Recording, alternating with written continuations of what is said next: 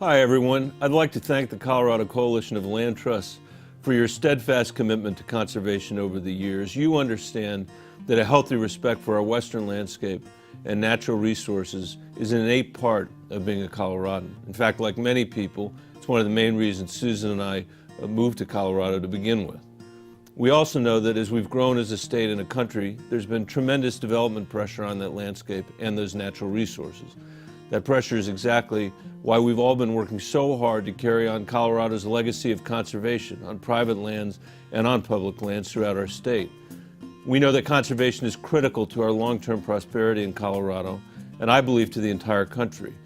It's important to protect the agricultural heritage of our land, to grow food, fuel, and fiber to power our economy and feed the nation and the world.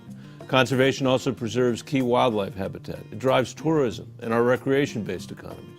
And it assures us that some places in our beautiful state, places where so many of us go for reflection and solitude or to enjoy with our family, will remain undeveloped forever. I've worked hard with my colleagues in the Agriculture Committee and the full Senate to keep conservation a priority in Congress, serving as chairman of the Conservation Subcommittee, where we focused on making real policy improvements and offering more resources for the conservation easement programs. The Senate-passed Farm Bill includes many of these changes, and I want to thank all of you for your help with that bill. It is simply the case that Coloradans wrote big pieces of that legislation because of our experience on the ground. So thank you for that.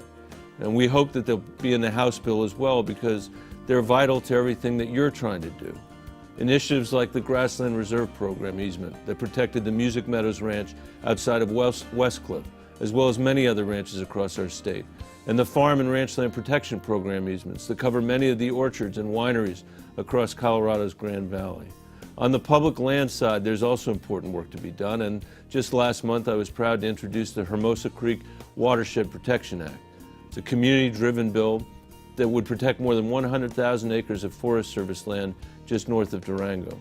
Nearly 40,000 of those acres are new wilderness.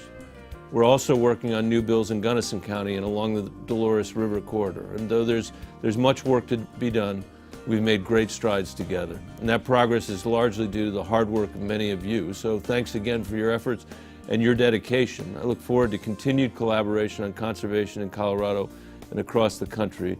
And I look forward to seeing you out there on the land, whether it's hiking a 14er, fishing for cutthroat trout, or just sitting in awe of all the beauty that Colorado, the most beautiful state in this country, has to offer. Thanks.